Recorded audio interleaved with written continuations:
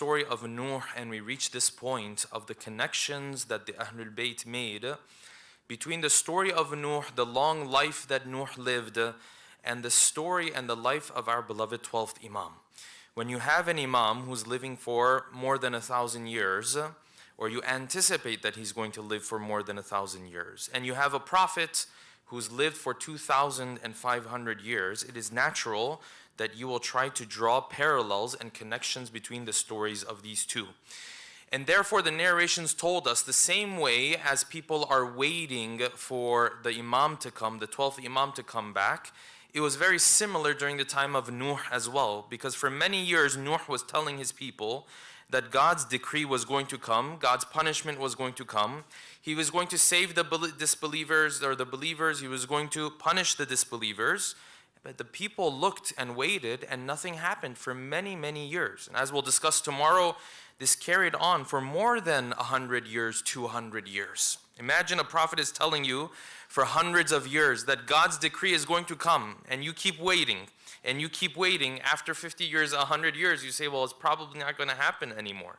So the Imam says this is exactly what the followers of the 12th Imam will feel when they are told that he will come back one day. But every morning they wake up and he's not there. And they're told again that he will come, he will come.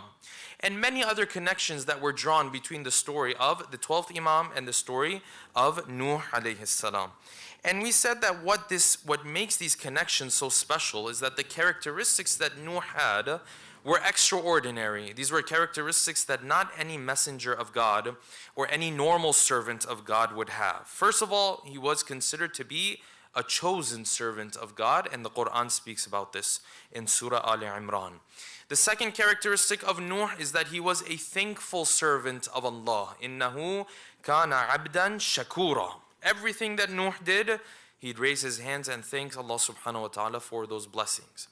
The third characteristic of Nuh is that when he saw his society moving in the path of corruption, he isolated himself. And so the narrations say that he used to live in the mountains and he used to eat from the trees and the plants of the mountains as his food. He did not used to socialize with people because of the negative impact that they would have on his spirituality. And number four, and finally, is that Allah subhanahu wa ta'ala has given a salam to Nuh that he has not given to any other messenger of God. This is why the Quran says, Salamun ala Nuhin fil alameen.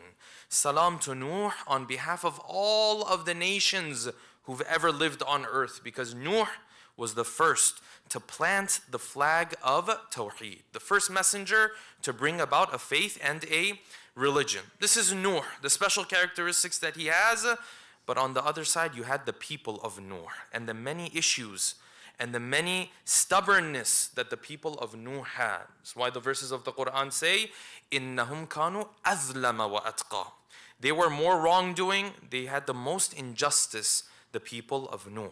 And this is why the Quran consoles the pain of our Prophet by reminding him of the difficulty that Nuh had to go through with his own people. This is where we ended our discussion yesterday. Tonight, inshallah, we'll delve into how the prophethood of Nuh began, and beyond that, the other phases of the story of Nuh. And in order to do so, we'll pose the following questions. Number one, what is the story that narrations tell us behind the beginning and the start of the prophethood of Nuh alayhi salam? Number two, which members of the family of Nuh ended up believing in him?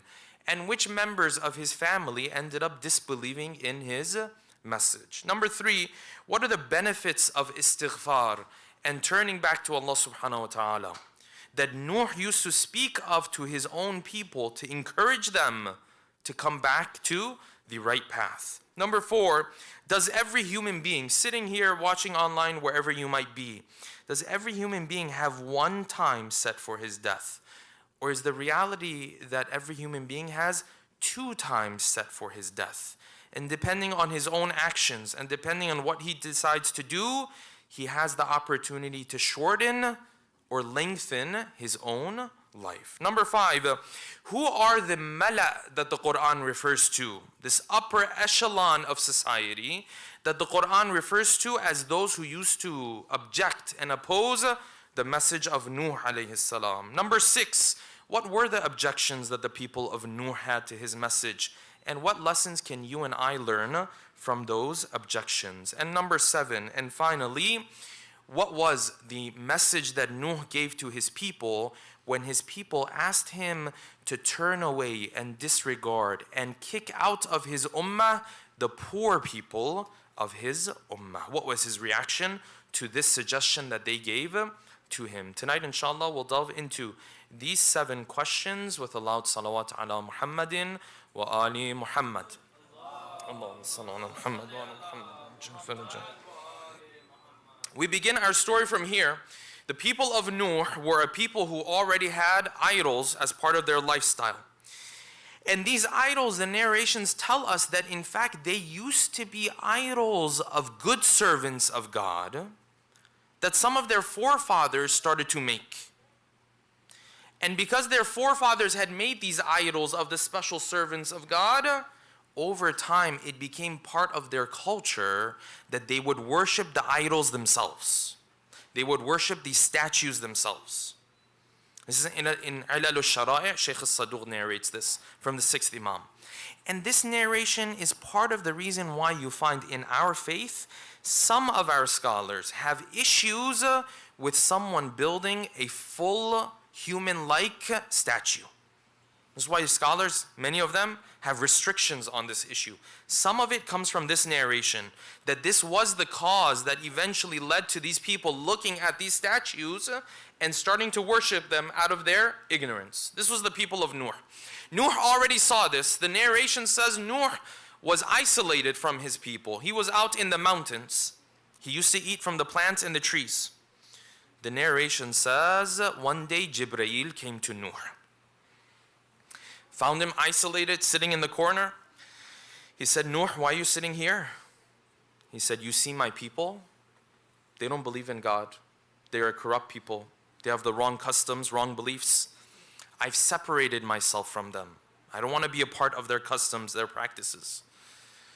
Jibreel turned towards him, and Nuh doesn't know this is Jibreel yet. He's going to find out a little bit later. Jibreel turned towards him. He said, why don't you go and oppose their belief system? Why don't you go guide them to the right path? You're just sitting here. He said, I don't have the power. Jibreel looked at him. He said, what if I gave you the power? What if I gave you the knowledge? What if I gave you the ability to go and bring these people to the right path? And Nuh said, that would be wonderful. Wa shawqah. That would be wonderful. I would love that. So Jibreel turned towards him. He said, I will give you that power. I will give you that ability. So Nuh, looking at him, said, Man ant, who are you? You're saying you're going to give me this power. Who are you? You're going to give me a power to go up against my own society with thousands of people who don't agree with the lifestyle that I have, with the belief system that I have. Who are you? And the narration says Jibreel turned towards him and he gave out a loud sound, a blast, a sayha, the narration says. And the ground started to shake beneath the feet of Nuh. And with this call from Jibreel came the response from all of the other angels of God, who said, Labbaik, Labbaik, Ya Rasul Rabbil Alameen. We are at your service, O messenger of the Lord of the worlds. This messenger is not the prophet. This is the angel Jibreel who brings the messages of Allah subhanahu wa ta'ala. The narration says Nuh's heart trembling a little bit. So who are you? He said, I'm Jibreel. I am the friend and the acquaintance of your two fathers, Adam and Idris. I've come to bring you this mission. The narration says he turned to him. He said, here is the clothing of knowledge. Here is the clothing of victory. Here is the clothing of prophethood. And here is the clothing of patience. What are these clothes? We don't understand. These are metaphors, of course, yes? But these are things that Jibreel is now instilling into the heart of Nuh so that he's able to go and speak to his people. The narration says he left. He came to his people. On a particular day, they had an Eid, they had a celebration. Of course, their celebration is full of corruption. Their celebration is a place where people come, they're worshiping the idols, wrong practices, so on and so forth. He came, with him he brought his staff. This staff was a special staff that Nuh had. The staff would speak to him and tell him of the things that his people would hide from him, the narration says. He came to his people, thousands sitting there, the heads of the tribes sitting there. He called out in their presence. He said, La ilaha illallah. And the narration says the ground started to tremble beneath the feet of those who were worshiping the idols. They turned around. 70,000 turned around. So who's this? He said, I'm Nuh. I am the servant of God and the son of the two servants of God, Adam and Idris. And I am the messenger of God. I am bringing his message to you. And immediately, these people who were the heads of the tribes, they started to deny, even though the ground was shaking beneath their feet a couple minutes ago. They say, you can say whatever you want to say. We have our own idols. We have everything. We already have our society. You're creating corruption. You're creating problems. We're fine the way we are. The one person who heard the call of Nuh and believed in him was a lady by the name of Amura. Who was Amura? Amura was this lady who would end up being the wife of Nuh. She heard the call of Nuh. She saw the ground trembling beneath her feet. She saw the call of one man reaching 70,000 people. Immediately she believed in Nuh. Her own father turned on her. Her own father said, you don't have the right to believe in him. He said, didn't you see what he just did? The earth was trembling beneath our feet. His voice reaches he's a messenger of God. They said no. They imprisoned Amura for a whole year and she made it out. When she made it out, Jibreel told Musa alayhi salam or Nuh alayhi salam to marry Amura. And Amura became the wife of Nuh. And hence, when we talk about the wife of Nuh not believing in him, the son of Nuh not believing in him, this is because he had multiple wives and he had multiple male children, of course. One of his wives ended up being Amura, very much believing in him. Another wife of his, Ra'i'ah, ended up disbelieving in him. One of his sons, Canaan, disbelieved in him. 3 other male children believed in him. This is how the prophethood of Nuh is now going to begin. But just because you come and you call La ilaha illallah doesn't mean people are going to set aside their stubbornness. Now they're going to bring their stubbornness to the table. Now they're going to bring their objections. Now they're going to bring their arguments that are more like excuses. And this is the part you and I have to learn. Because you and I raise these same excuses sometimes as well. This is the part we have to learn. What did the people of Nuh say? Let me make sure I don't end up saying the same stuff that the people of Nuh used to say. Recite a salawat, please. Allahumma salli ala Muhammad. Nuh came to them. He said, my message is simple. 1, you have to only worship God. You can't be worshiping all these idols. Okay, this one was an easy one. Number 2, he said, you've been living your life like this your whole life. That's fine. Now's the time to come back to the right path. So he put something in front of them called istighfar. Asking God for forgiveness, coming back to the right path. And he said this, these are now the things he's saying to encourage his people to come back to the right path. He said, فَقُلْتُ اسْتَغْفِرُوا رَبَّكُمْ. Ask for forgiveness from your Lord. إِنَّهُ كَانَ غَفَّارًا. He's very forgiving. In our words, we say, he's just waiting for you to come to forgive you. You know someone who really wants to do something, what do we say about him? We say, this guy's looking for an excuse to do this. Nuh said, God is looking for an excuse to forgive you. Just come, do istighfar. This istighfar we do, brothers and sisters, hopefully we do it in this month of Ramadan, yes? This istighfar, it takes a couple moments, but everything around you changes when you say these couple words. You say astaghfirullah, you think, oh, nothing changed around me. I didn't see any angels, no one came and wiped my head, nothing happened. Yes, that's because you're material, I'm material, we don't see these things. When you look at Islam, they say no, the moment you say istighfar, you say astaghfirullah, you go from one side to the other side. You completely changed who you were. You were born again.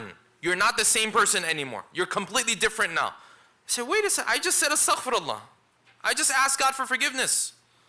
So yes, that's the power of istighfar. This is why the narration says when a believer does istighfar quite often, when the angels come to take his book of deeds to the heavens, the book of deeds goes up to the heavens and light is emanating from it. The angels look at this book of deeds. What did he do? He constantly does istighfar. Istighfar, brothers and sisters, we use the Arabic terminology for it. The simple way of looking at it is righting your wrongs. And if we lived in families and in communities where we learned to right our wrongs after we've done someone injustice, our communities would look very different from the way they look today. I'm slowing down the content here because it's very important. God doesn't expect you and I to be perfect. That's not his expectation. He does expect that when you realize something is wrong, to come back and say, I'm sorry, I want to fix it. I want to right my wrong. Imagine if you lived in a family where the husband lost his cool or the wife lost his cool, lost their temper, yelled at other people in the house. But imagine what type of household it would have been if 2 minutes later they came back, they said, I'm sorry, I shouldn't have done this. Imagine what this household would be like. I'm not talking about a household where everyone is perfect and ma'asum and infallible. No, that never happens. But imagine you lived in a household where you did something wrong and then you didn't wait 10 years later to come and ask for forgiveness. Immediately you came and asked for forgiveness. Imagine you had bad akhlaq. 2 minutes later you said, you know what, I had bad akhlaq. I'm not supposed to be like this. I apologize. Imagine you laughed at someone, but instead of waiting 10 years, immediately afterwards you say, you know what, this person made this joke. In the moment I laughed. Now I realize I shouldn't have laughed at you. This was a way of making fun of you. I shouldn't have, forgive me. You know how different things would have been? You know how life would have been different? You know how relationships would have been different? You know what happens when you go a year, 2 years, 3 years, 10 years without righting wrongs? You dig that hole more. You dig that hole more. You dig that hole. You're all the way at the bottom of the hole. Then after 15 years, you say, well, I'm sorry. What are we supposed to do now? After 20 years, you say, I'm sorry. What are we supposed to say now? There's always hope. But imagine if you came and asked for forgiveness immediately. This is why the Prophet, everywhere he went, istighfar was just part of his vocabulary. You know, like we get up, right? Now when we're older, yes, I'm speaking of myself. When we're older, you get up, you're like, you make sounds when you get up, yeah? This is a sign of you hitting 30 and above. Is when you get up, you just make random sounds. There's no reason for it. But you know, some of you are more religious, you might say something religious, but for those of us who are not very religious, we make random sounds, yes? The Prophet, part of his vocabulary when he would get up was istighfar. So the narration in Al-Kafi says, he wouldn't sit down anywhere and get up unless he would do istighfar 25 times. Small gathering, yeah? You sit down with someone for 10 minutes, part of that 10 minutes, the Prophet used to do istighfar 25 times. This is the Prophet now, but what can you and I do? We can do it once. We can do it twice. Istighfar. Nuh said, people come, innahu kana ghaffara. He's looking for an excuse to forgive you.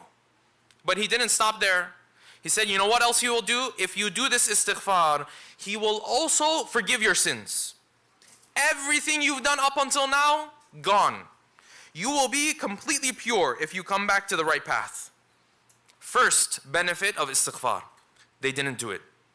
He went on.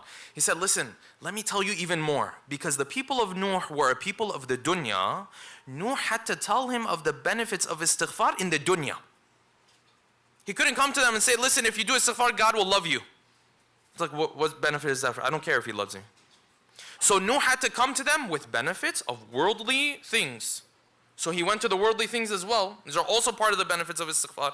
He said, listen, number one, he'll forgive you. You don't care so much about that, huh? Okay, number two, وَيُؤَخِّرَكُمْ إِلَىٰ أَجَلٍ مُسَمَّى. and He will prolong your life until the marked deadline. What is Nuh talking about? Every human being does not have one moment set for his death. This is a misconception you and I have. Every human being has 2 times for his death. He's the one who chooses when he's going to die. Every human being, 2 times for death. There's one time, it's flexible. You can move it around. You can play around with it. You can bring it closer. You can push it back. Then there's a second time of death. That one, fixed. You can't do anything with it. Yes? This is ajalin musamma. It is marked. You could be the best person on earth, you're going to die at this point. You could be the worst person on earth, you're going to die at this point. 2 times. He said, listen, if you come and do istighfar, God will delay your death to the later one. You'll live longer. Come do this. And the narrations tell us of multiple deeds in which a human being does that he plays with with his own life in this world. Narration says you do something, years are added to your life.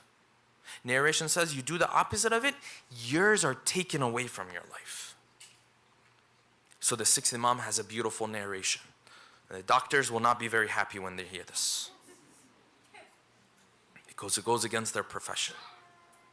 Technically it doesn't, but the 6th Imam said, more people die through their sins than they die through the natural times of their death. He said, more people leave this world early, not because of their health necessarily, because of their sins. And then the Imam said the opposite as well. And he said, more people live long because of their good deeds than their natural time of their death. What can I do to prolong my life? Istighfar is one of them. Silatul Rahim, visiting relatives, checking up on relatives. What is it in Islam and with Allah subhanahu wa ta'ala and relatives? I don't know. But it's very important for Him. You try to maintain your relationship as much as you can. Now sometimes it's not possible, very difficult, this person has terrible akhlaq, all that kind of stuff. You have the ability, you have the permission to manage your relationship with that person. We have this in Islam. But at the end of the day, you can't cut off 100% from a relative. You can't act like he's a stranger, not even say salam to him, not even talk to him, not even communicate with him. It's not allowed in our faith. Silatul Rahim increases your life, yes? And amongst those things that increases your life is sadaqah, charity. So the narration says, Isa alayhi salam was walking somewhere one day. As he was walking, he saw a group of people. It was a wedding. Yes, groom, bride, everything. It's a moment of joy and happiness.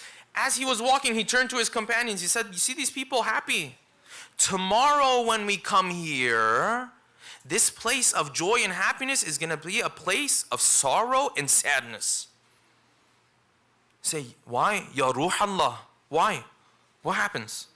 He said, because this bride is not going to make it till tomorrow. She'll pass away. They walked on. Yes? It's the messenger of God. He walked on. They came the next day. There's no black banners. Everyone is still there. Everyone is still happy. Yes, we had the wedding yesterday. Perfect, yeah. We have all this extra food. Yes. Alhamdulillah, no problem. They said, Isa, you said she was going to die. He said, yes, she was supposed to die. Unless she did something to prolong her life. Let's go ask. They went in the house. The bride came. Isa asked her. He said, did you do anything yesterday? She said, yes. After everything was said and done, there was food. A faqir, an orphan, came to the door. Instead of keeping the food for myself, I gave it to this faqir. Isa said, this is why you're alive. He said, go lift up that comforter you have where you sleep. She lifted it up. There was a snake. Isa said, this was the snake that was supposed to take your life. But the sadaqah of yours saved you. Nuh said, come, do istighfar. يُؤَخِّرَكُمْ إِلَىٰ أَجَلٍ مُسَمَّى. He will prolong your life. Because let me tell you something, and this is the rest of what Nuh said, إِنَّ أَجَلَ اللَّهِ. The time of death, when it comes, it doesn't get delayed one moment. لا يؤخر. Doesn't get delayed one moment. If he's supposed to die when he's taken his 10th step, that's when he's going to die. The people of Nuh, they were in a different world. Recite a salawat, please. Allahumma salli ala Muhammad wa ala Muhammad. They didn't listen to Nuh. Nuh went on. He said, listen, okay, you're going to be forgiven. You didn't care. Your life was going to be prolonged. You didn't care. Let me add to it. وَيُرْسِلِ السَّمَاءَ عَلَيْكُمْ مِدْرَارًا. He will open the doors of the blessings of the skies. Rain will come down on you guys. They didn't listen. He said, وَيَجْعَلْ لَكُمْ وَيُمْدِدْكُمْ بِأَمْوَالٍ وَبَنِينَ. He will make you wealthy. He will give you children. Yes, He will do all of this. وَيَجْعَلْ لَكُمْ جَنَّاتٍ. He will give you gardens. وَيَجْعَلْ لَكُمْ أَنْهَارًا.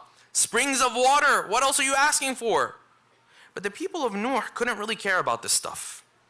Now here's the interesting thing, because now the people of Nuh are going to come back to him with their objections. Right? They're going to raise their arguments. Here's the thing. The Quran never says the people of Nuh raised this objection or that objection. That's not what the Quran says. The Quran says, فَقَالَ الْمَلَأُ مِنْ قَوْمِهِ. The mala from his people. Who are the mala? The mala is a Quranic terminology meaning the upper echelon of society. The 1%. The elite in society. Somewhat you can say celebrities might even fall under that category. They were called the mala from the root word of mali, meaning the one that fills up something. Yes? Because they were mala. They used to fill up the eyes. They used to come with their wealth. They used to come with their glamour. Yes? They used to come with all their shininess. People, they stood out to people. Whatever they said, people would follow. Whatever they said, people would listen. Does that ring a bell in our society? Are there celebrities today? They say things, people just follow? Could be the worst thing on earth, they say. Doesn't matter. People look at them. They are the mala. They come with their glamour. They fill the eyes of people. Most times when there were people objecting to the prophets, the Quran doesn't say فَقَالَ النَّاسِ. It says فَقَالَ الْمَلَأ. There was an upper echelon of society. They were the ones. They were the ones who were raising objections. They raised their first objection. They said, Nuh, we can't believe in you. Why? مَا نَرَاكَ إِلَّا بَشَرًا. You're just a human being. If God was on your side, there should be angels here and miracles, and you should be wealthy, and God should come in, swoop in, and solve everything. But you're just a human being. You deal with the same difficulties we deal with. If God's really on your side, where are His miracles? We already know you're a prophet. But show us His miracles where He's going to send armies from the skies. And this is exactly what people used to tell our prophet as well. وَقَالُوا مَا لِهَذَا الرَّسُولِ. What's wrong with this prophet of ours? يَأْكُلُ الطَّعَامُ وَيَمْشِي فِي الْأَسْوَاقِ. He eats food like us. He comes to the bazaar with us. This is not how a messenger of God is supposed to be. A messenger of God, God is supposed to swoop in, take care of all of His problems for him. Miracles. Angels will come do His stuff for him. But the Quran was very clear about something. There's a lesson to learn from this. The Quran was very clear about something. When we send these messengers, they deal with the same issues you and I deal with. You know the same everyday issues that you and I deal with? What are the everyday issues you and I deal with? This person says something about you, you feel sad. So why did this person say this about me? Yes? This person accuses you. Your wife says something. Your husband says something. Your children may not be doing everything properly, perfectly. Yes? Brings sadness into. The Quran says this is how our prophets were too. You go through difficulties. I put my greatest servants through the same difficulties. The household of the prophet, there were fights, there were arguments in it. Now yes, the prophet is a messenger of God, so he doesn't fight the way we fight. He doesn't argue the way we argue. He has adab, he has manners, yes. He has the patience that Allah subhanahu wa ta'ala granted to him. But the others, they're normal human beings. God didn't send some other angels from the sky to live with the prophet. The prophet dealt with the same issues you and I deal with. So when we go through difficulties, let us look back on the prophet and say, Ya Rasulullah, if you went through these same things, I can go through them too. I'm not better than you. They said, Nuh, we can't believe in you. You're just a normal human being. If you were a messenger of God, God would have come in and solved everything. And Nuh said, no, no, no, no. God puts these problems for the believers to struggle through these problems. There's problems for you to struggle so that you can grow in this process. Can he solve all of them all at once? Yes. Does he want to? No. He wants you to struggle. He wants to see what you're going to do about these problems. He wants to see when your wife says this, when your husband says, are you going to be patient with her or him or not? This was objection number one. They moved on to objection number two. Objection number two was what? They said, Nuh, we love your message and everything, but there's one other problem. The problem is the people who follow you, they are poor people. We can't follow a religion if these people who are at the very bottom of the classes of society are following you. So Nuh, we have a suggestion, and this suggestion, word by word, was made to our Prophet as well. We have our suggestion. Here's the suggestion. Get rid of them. We'll believe in you. We don't want to associate with this lower class of society. Yes? We don't want to sit with the poor. You come here, sit with the poor, share a meal with them, you do all of this stuff. That's not what we want to do. We want to have our own thing. We want this religion to be ours. Yeah? We want it to be all shiny and fancy and nice and only for us. The poor people, get rid of them. So Nuh had two responses to them. Two. The first response that Nuh gave to them, he said, listen, why is it that your relationship with God is so tied to what they're doing? In hisabuhum illa ala rabbi. Whatever the poor people do, they believe in me, disbelieve in me, whatever that's between them and God. Why is that stopping you from believing in me? So Nuh knew this was an excuse. But what were his people doing? I'm not going to believe in you because this person is like this, because that person is like that. Do you and I do that? Oh, we do this all the time. Why don't you practice this faith? Oh, because there are some other people, they practice this faith, yeah? They have an outwardly religious appearance, but they're hypocrites. Okay, wonderful. He's a hypocrite. What does that have to do with you? Why don't you observe this dress code? Because I saw this person observes this dress code, but has bad akhlaq. Okay, that's him. That's her. What does that have to do with you? Why don't you come to the masjid? Because there are people who come to the masjid, they don't truly practice the religion. Okay, that's them. In hisabuhum. Hisab is on God. That's between them and God. Okay, what does that have to do with you though? Never allow the relationship that someone else has with God affect your relationship with Him. There's people in our community, they act like hypocrites. They act like they follow the faith, but in reality they don't. I'm not saying there isn't. In every community, in every society there is. What does that have to do with you though? That's my question. Oh, this person, he prays, but he has bad akhlaq. Okay, so you pray and don't have bad akhlaq. What's the problem with that? Nuh said, listen, what they do is on them. God is going to hold you accountable. This is why the Quran says, وَلَا تَزِرُ وَازِرَةٌ وِزْرَ أُخْرَى. No one carries the burden of another person. You can't sit there and say, oh, I ended up like this. You know why? You know why I didn't learn about my faith? Well, because there were people who discouraged me a lot, so that's why I didn't go. Doesn't work. You're responsible for yourself. They ask you about yourself. Oh, my parents didn't do so much for me. Okay, but could you have done something for yourself? Yeah, I could have. I just didn't want to. You can't do that. وَلَا تَزِرُ وَازِرَةٌ وِزْرَ أُخْرَى. No one is going to carry your burden for you. Nuh said, no, this is not going to fly. Second response that Nuh gave to them. Second response. Nuh told them, you know what? There's a bigger problem. You guys tell me to turn these people away, kick them out, disregard them, ignore them, so on and so forth. Yeah? Because they're poor, lower class of society, less fortunate, all of this kind of stuff. He said, yeah, that's what we want. He said, but there's a bigger problem. وَيَا قَوْمِ, my people, مَنْ يَنْصُرُنِي مِنَ اللَّهِ إِن تَرَدتُّهُمْ. If I disregard them, disrespect them, will you protect me from God's punishments? If I get rid of the poor servants of God, Will you come protect me when God is going to send his punishment on me? What was Nuh saying? Nuh was saying, listen, it's one thing to turn away a servant of God.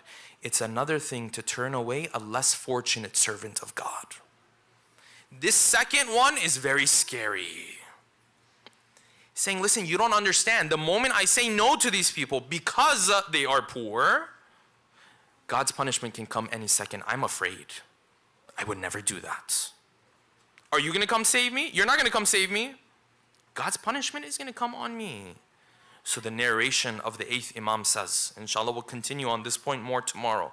The narration of the 8th Imam says, he says, if a believer comes and he sees a poor believer and he greets him differently from the way he greets the wealthy believer because of the lack of wealth, because of this reason, he will meet God on the day of judgment and God will be angry with him.